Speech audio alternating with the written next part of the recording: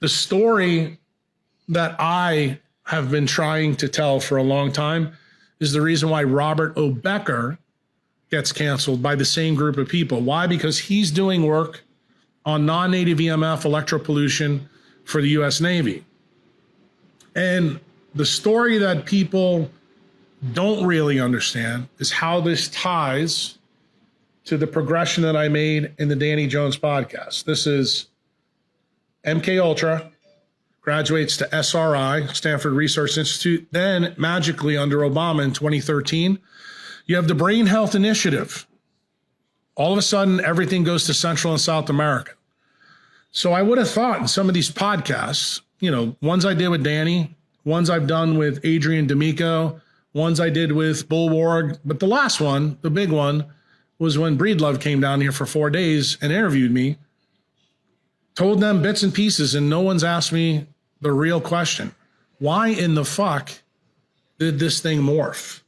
Well, turns out another guy, a part of this program, is a guy named Alan Fry. In the late 60s, he takes the work of Jose Delgado, the guy that everybody knows about the bull and the wires in the head. And then I told Danny at the end of this process, they found out they didn't need wires, they didn't need chips, they could do it with light. And he goes, what? That is the last part of the story that nobody seems to understand. So they begin to realize that they can use light frequencies to destroy the leptin melanocortin pathways in the brain to control people. They don't need LSD. They don't need mescaline. They don't need anything else, okay? And the reason why this program gets changed is during its evolution, they find out that people that have heavily melanated skin are the most difficult to control, okay?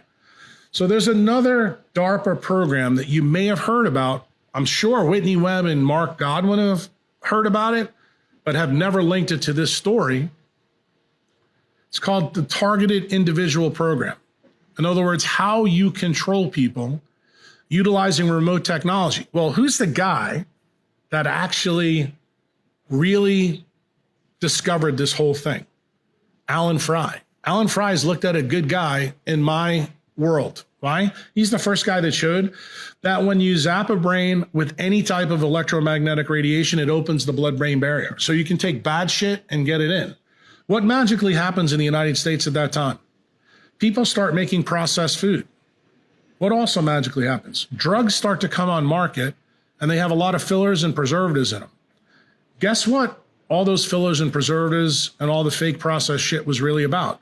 It was about figuring out how to get toxins from your gut into your brain so that you could electromagnetically target them. That is actually what happens between MK Ultra into SRI. What do they find out in SRI? Where does the program stall?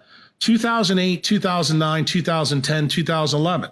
That's magically when Obama says we're going to get rid of incandescent bulbs, we're going to go to LEDs. What do they find out? Because LED bulbs remove UV and red light, have a huge blue spike. It turns out the blue spike can actually be used to control people through the dopamine pathway. How does that work? If you go back and listen carefully to what I said to Danny, and he clearly didn't get it, even though he's done podcasts with people that told him this in the past. Dopamine, or I should say melanin, breaks down into dopamine.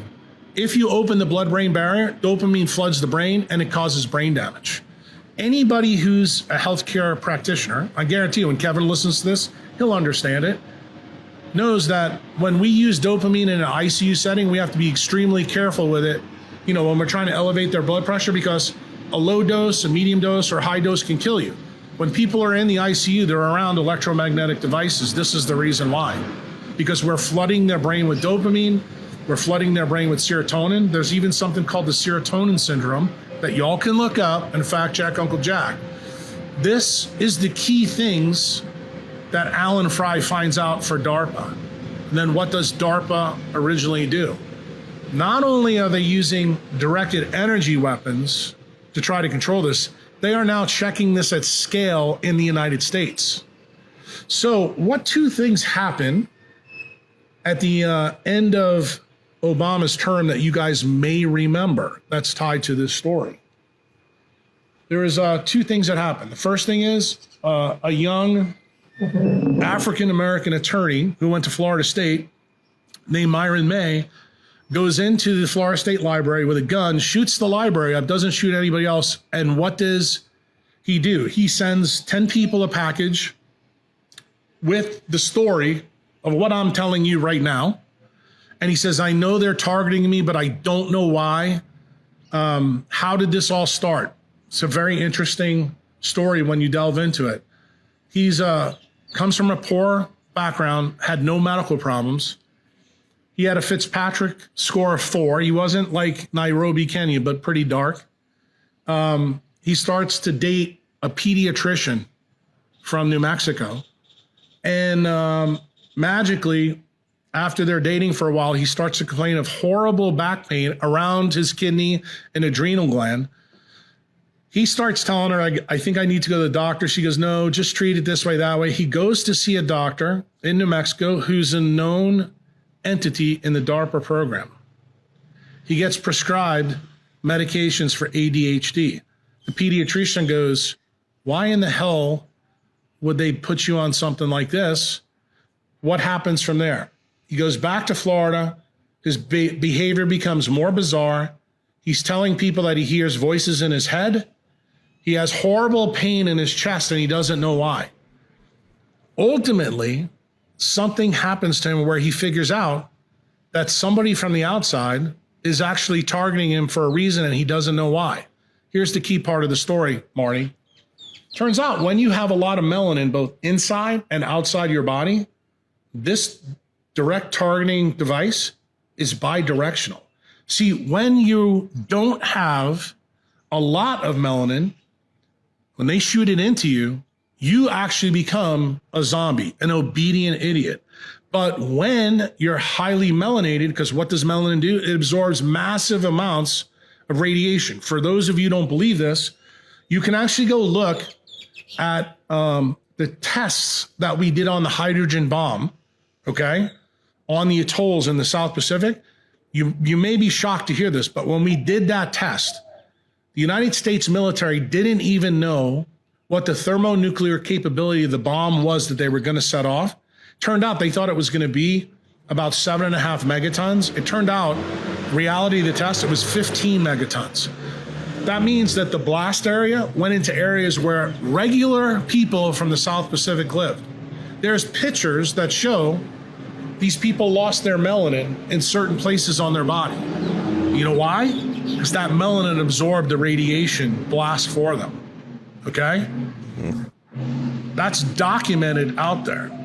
So the government begins to realize that if they're going to use these devices as a weapon of war, that they've got to test it at scale on different folks.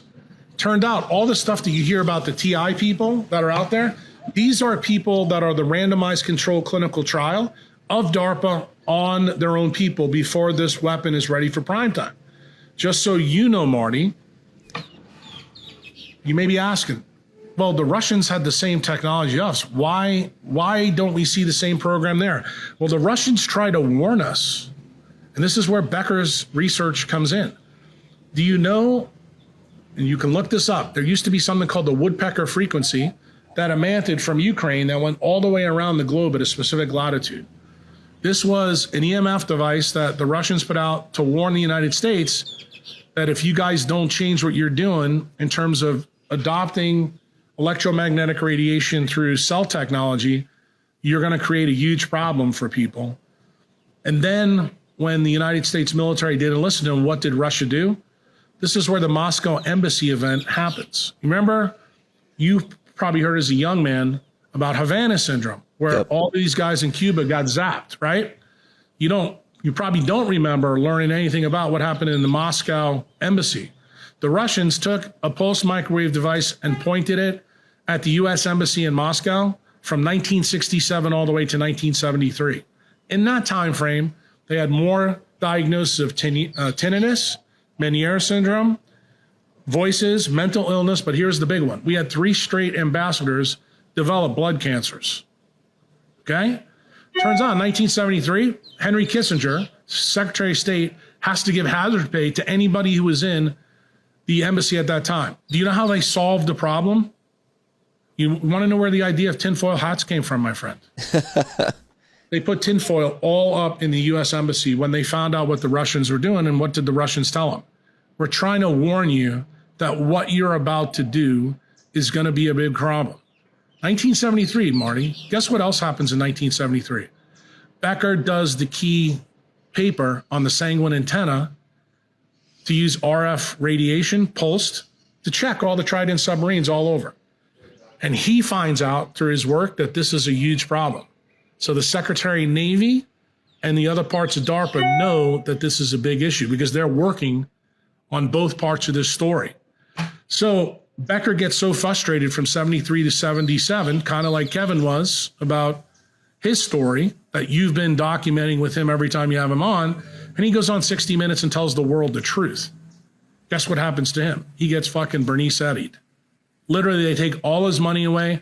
How do you censor a scientist? You just take their money away. And basically, a guy that's twice nominated for the Nobel Prize for his work in tissue regeneration, utilizing bioelectricity, gets zapped.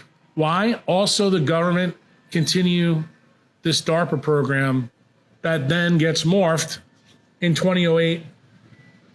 First to get rid of incandescents and then to put LEDs. Then it gets even more nefarious. Obama says we need to figure out how to get brown people more controlled. So they pick Central and South America. Why? They've got a good mix of Fitzpatrick's 2s, 3s, and 4s. They go down there and they start to perfect the targeting. What are they using to deliver the targets? They're using processed food. They're using jabs. They're using geoengineering. Things fall from the sky.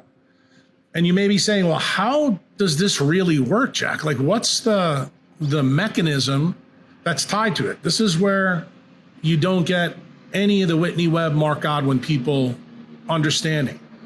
When you open someone's brain blood barrier and you open up their gut barrier, that means that big toxins, higher atomic mass than a hydrogen proton, goes into places that it's not supposed to be. So, Marty, you're a smart guy. I think you know that Intel and AMD, when they make semiconductors, they have clean rooms, right? They don't want anything in there. Turns out your brain works on the same mechanism. How do we know that? Guess what Becker's work was on? He's the one that proves that our body works by semiconduction. They already took his research out. So what did the government do? They take high atomic mass elements and deliver them in ways that you can't imagine. How does this work, Marty? You have places in your body called the circumventricular organs. And remember, I'm a Bitcoiner, but what's my day job? I'm a brain surgeon. So I know a little bit something about the brain. The circumventricular organs sit around your hypothalamus and your thalamus. These are areas where you never have a blood-brain barrier. These become the target of DARPA. They start to deliver these things. Do you want to know why geoengineering really is a problem? Not only does it block the sun, but when this shit falls down in the ground, those elements wind up going through places where you don't have a blood-brain barrier. And if they can convince you to use those earphones that Apple sells, then they can really get you because it lets tons of stuff in. So all the keto snacks that all the food gurus want to sell you has nothing to do with the food. It has to do with all the shit that they put in there that's manufactured that has a higher atomic weight than should. What's the issue with drugs? Everybody knows the story about Columbine and every other school shooter, but you've never put it together. It's not the SSRI drug, it's the fillers and preservatives in it that are a problem. Here comes the big one, Marty. This is something Kevin didn't find out, but I'm going to tell you. We find out that every jab, not just the Pfizer one, every single one out there, including the one that was used in China, has 51 to 55 elements that are not supposed to be in there. You want to find out the really interesting part? All jabs have 100% chromium in them. Do you know why they pick chromium? It has a +6 oxidation state. What does that mean? Negative to +3. That means it's a much more tunable atom when it interacts with electromagnetic radiation. Want to hear something even crazier? Chromium isn't found in every single drug that Big Pharma makes. Did you know that? I did not. Right. So it gets better. You remember Aaron Brockovich? Remember the story about PG&E? What was the element that caused cancer in the people out there around their power lines and that place? Hexavalent chromium. Isn't that interesting, huh, Marty? So you got the story of these high atomic elements with non-native EMF, and it's always associated with these unusual diseases that humans are getting. This is the collateral effects of the bioweapons program. But it turns out, what DARPA finds out, is that the people that have the darkest skin are difficult to control. So why did I have to be careful with Huberman? Did you know that Huberman's father was a condensed matter physicist at Stanford? You know what that means? He studies things like melanin. I was concerned that Huberman's father was part of this program, and that's the reason I really didn't want to go and talk to him. You know what else Huberman is famous for studying? Cephalopods. You know what cephalopods use to get away? Ink. You know what the ink is made out of? Melanin. I didn't know if Huberman knew more than I thought he did. I found out that he's a fucking idiot, okay? So that was a good thing, but he never put two and two together. Basically what happens is they go down to Central and South America and they figured out the mix that they can use to control people. Do you remember the last year under Biden that Mayorkas and Biden opened the borders and that people were being bused to certain places? Those were the people that were heavily melanated that they put in places so they could control them. And how would they do that? Through altering frequencies on LED bulbs and the cell towers that were around them. Guess who else was eventually part of this program that Whitney Webb and Mark Godwin haven't figured out yet? That's where Elon Musk comes in. Elon Musk will be the useful idiot 10 years from now. Why? Because everything will go from a terrestrial ground-based level to above your head. Why? They're going to do the same thing that Delgado did in the 60s. Figure out how to do it utilizing HARP arrays. They're going to figure out how to do it using satellites through targeting. Okay? This is the reason why you see people like Callie and Casey Means in the Maha movement. Casey and Callie are tied to making sure that Bobby can't act. In other words, you've heard how Saylor uses the term ossification. Well, Callie and Casey are ossification on this other side, so that Bobby never gets to this story. They're going to let Bobby fix the food. They're going to let Bobby fix this, fix that. But they have figured out in Central and South America that all they need is the messenger RNA platform to continue to deliver these things in. And these papers out there, Marty, they're out there that show you the jabs have these atoms in them. When you ask yourself the question, you listen to the functional medicine guys, why is it that the vaccine schedule is given to children? Well, what's the other protection system that we found in MK Ultra, that we found in SRI, and that we found in Brain Health Initiative? Myelin, not melanin, myelin, the outside electrical insulator of the brain, doesn't show up in people till they're 25 years old. So if you wanted to create billions of useful idiots to control, wouldn't it be smart for you to get your technology in them before their brain was myelinated or their skins or interiors were melanated? So this is the reason why from 1986 to right now, we went from 6 vaccines to 72. Because the more of that you get in, it's like having an A team, a double A team, or a triple A team. Got it? Yep. That's what's going on. So to give you some more juice for this, before Myron May did his little maneuver at Florida State, do you remember the guy that went into the Navy yards in Virginia and Baltimore? Do you remember the key thing that is very hard for people to find now? He had 3 letters carved into the rifle that he used to kill the people. ELF. You know what ELF stands for?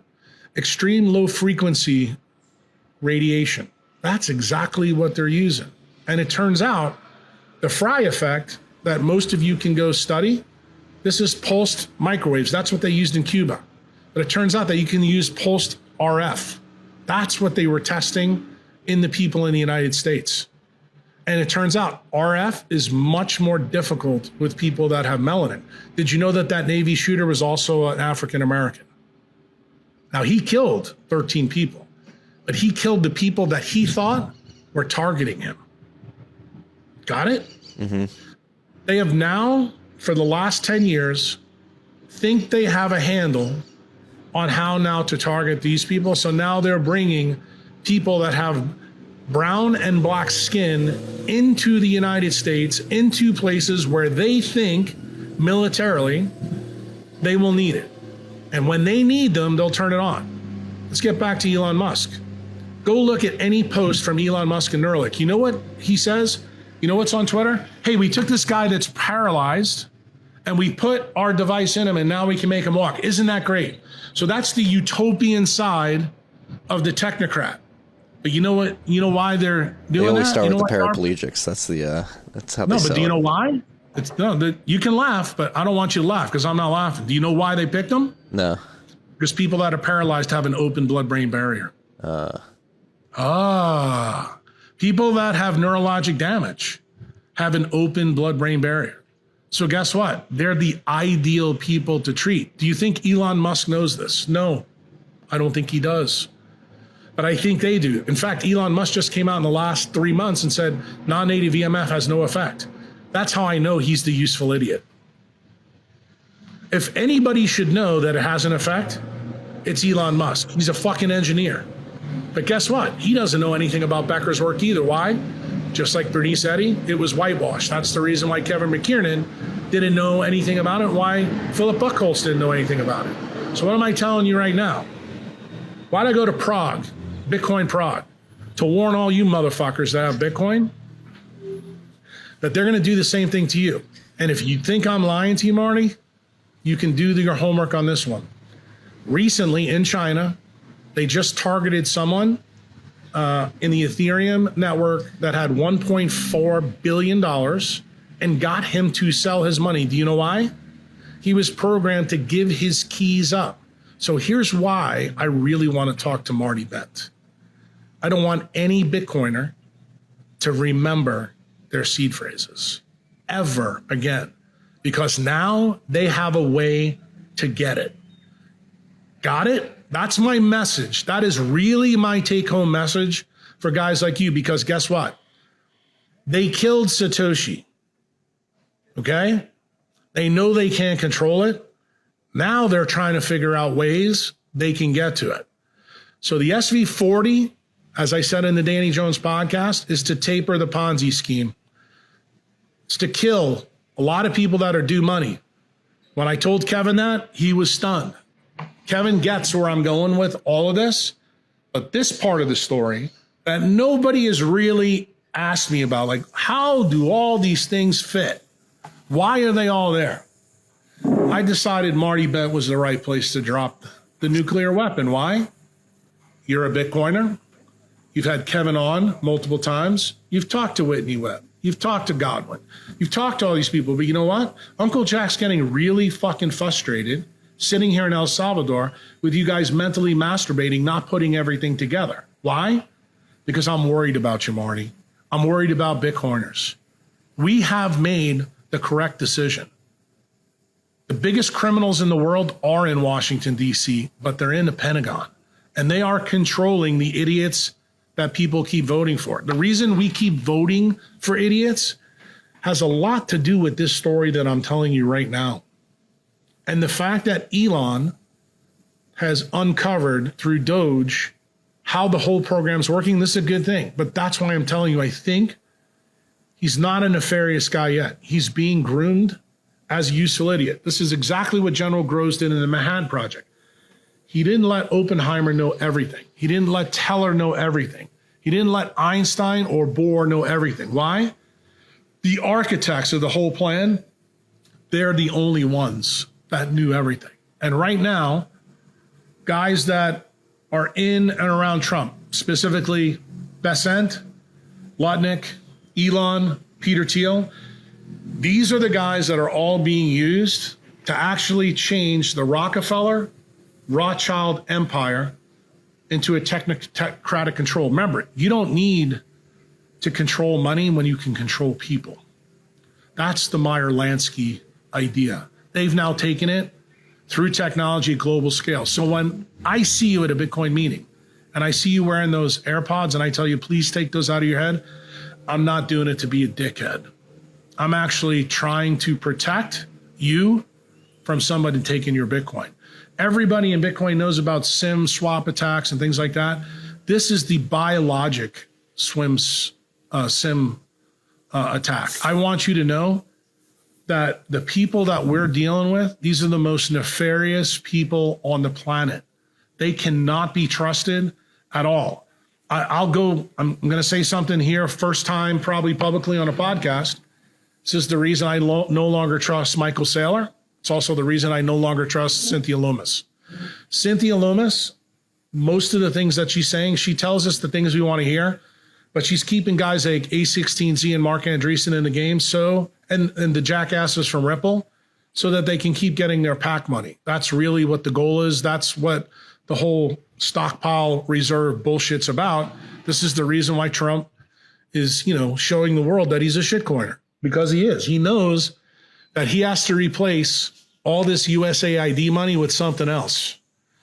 And that's the game plan I think's going on. And I think the thing that worries me about Saylor the last year, he's done a lot of good things for us. But the one bad thing is he keeps harping on this store of value and not, using it as currency. I'm just going to tell you that that is a very slick way to get people to realize the most important part of Bitcoin is a lloydial title. It means self-custody. Self-custody is a lloydial title. And if you allow somebody to take a lloydial title away from you, you are a fucking idiot. And I think we're being conditioned right now by this big corporation that owns 500,000 Bitcoin to be okay with letting Scott Bessent and Coinbase, Kraken, even, the one person I trust right now is Caitlin Long, because she's the one, in 2018, 2019 started warning people, hey, this whole thing about banks custodying Bitcoin is probably not a good idea. And then she's the only person I know that's pointed out why Larry Fink and Lutnick came together about the ETFs. Why the ETFs are another way for which them to try to control the Bitcoin market, in nefarious ways. And I think when you see this whole story laid out and where it started, the biologic side is so incredibly important in this story, Marty. And that's the reason why I'm very, very happy, that you have highlighted Kevin. Kevin is involved in this. He understands, the 5D warfare that's really going on here. I want everybody to know, stay and be a decentralized savage, but you need to be way more vigilant than you think. Yeah. That, yeah, you are connecting a lot of dots here too, particularly bring it back to Kevin and what's happened over the last 6 months, like RFK specifically. I mean, you, Raul McCauley on the Danny Jones podcast and really called it out. Like it's almost like a limited hangout. We're shifting from focus on the jabs to preventative health, which everybody knows is a good thing, but it has been odd that the focus on what I would deem to be a crime against humanity has been swept under the rug. And then even Kevin, he's been attacked by people in that sphere, Alex Berenson specifically, who was part of the Twitter files. And it seems like anybody is trying to get this information out either gets co-opted or... Oh, there's another one, Sasha Lapatova. She's also a spook. And she has been trying to undercut Kevin for a while. Kevin is too nice a guy. He's not going to call it out, but you probably know me from my Twitter. My mouth's not a fucking bakery. I'm going to go after people when I think they're doing nefarious things to savages. And I look at anybody who owns Bitcoin as a savage. You may not be wise about the mitochondrial health side of things, but I look at it like I'm that old Bitcoiner that's lived through a lot of this stuff and know how this process has been put together. I can tell you that I was brought into Bitcoin by somebody who's being harmed by this DARPA system that knew a lot more than you think he knows, and sold it to somebody who now is the modern day Lee Harvey Oswald. I want people to know really what's going on, because I've just made a lot of predictions to you, Marty.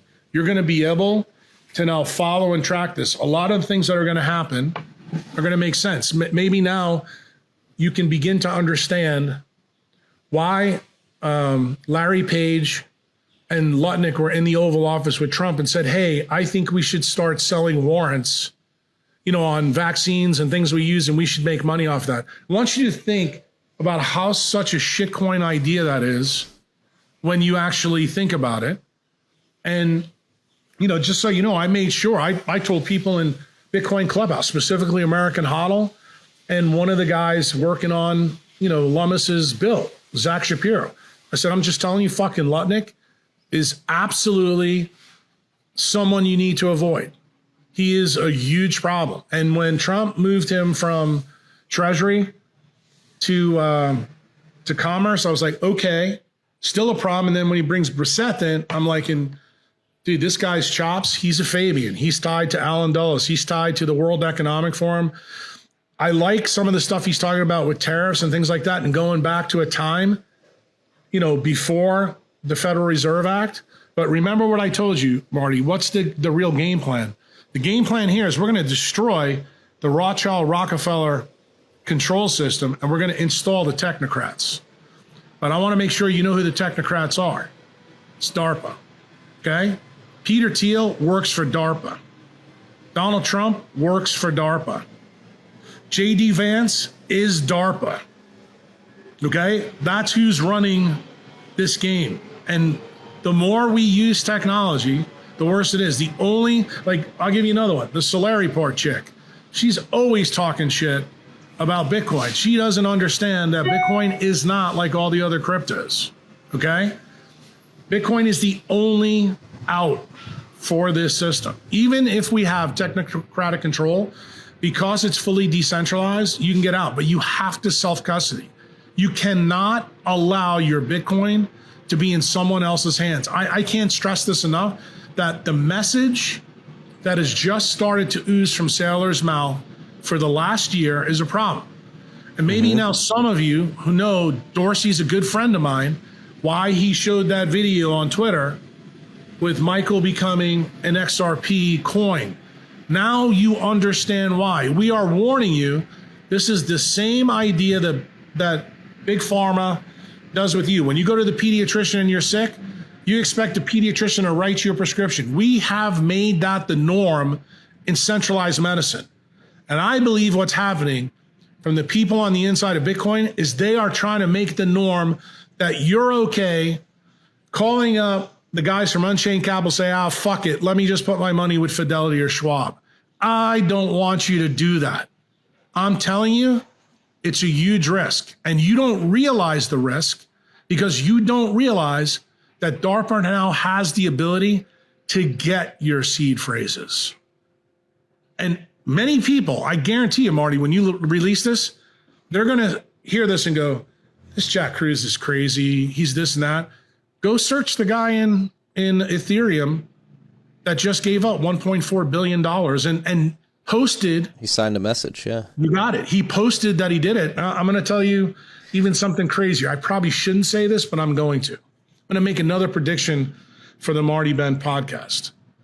Within 2 or 3 years, you will find out that someone in the Ethereum Foundation is supporting with huge amounts of money someone in the messenger RNA platform, supporting their research. Mark my words. They're not your friends either. Yeah. The narrative's pretty, it's funny that we're talking about self-custody, and I think the narrative of Bitcoin is digital real estate, it's digital property, it doesn't compete with the dollar, has been completely misguided. I was on stage last week sticking up for Bitcoin as a medium of exchange currency that you should self-custody. I'm going to record with Parker Lewis either later today or tomorrow on his most recent paper, but I too agree. Do me a favor. When you talk to Parker, before you hit the record button, ask Parker about the last meeting that him and I had face-to-face ask him specifically about it and why I'm asking you to ask. I think you'll be very interested because it probably will start some interesting discussions between you and Parker on that podcast. Yeah. I might even wait till he might be right outside right now. I might ask him. There you go. That's beautiful. Yeah. It does feel like we're at this inflection point where, at least in the Bitcoin space, it seems like Bitcoin has been identified as a threat and people are being placed to sort of co-opt and control the threat. And I guess my question to you is, in your mind, what is, the best outcome besides people really internalizing that they need to self-custody and not give up their keys? So what does an ultimate win in this battle look like against these people trying to force us into this panopticon? I think the number one thing, the way I look at it, and I'm going to take the biologic lens. There was a time in Earth's history after we evolved that the human population got down to 70 to 100,000 for a variety of different reasons. From that 70 to 100,000, we now turned into 8 billion. I look at the Bitcoin community as that 70 to 100,000. It doesn't mean the rest of people are going to die. They're just going to be the economic slaves. Okay. They're going to be the people that Klaus Schwab and DARPA are trying to create. And what I'm saying is that if we all stick together and watch each other's backs, I look at this, Marty, you have eyes, Parker has eyes, Dorsey has eyes. You are expert at seeing things that Uncle Jack doesn't see. But I happen to be expert at seeing things that you guys don't see. And I think that when we get together and do podcasts like this, I think when we get together and we share each other's tweets, I think when we sit down on, say, stages together and we have discussions like this, to me, this is the stuff that we should be talking about in Bitcoin meetings that nobody wants to talk about, because we are our own country without a border. And I think we proved the world that when we got Trump elected.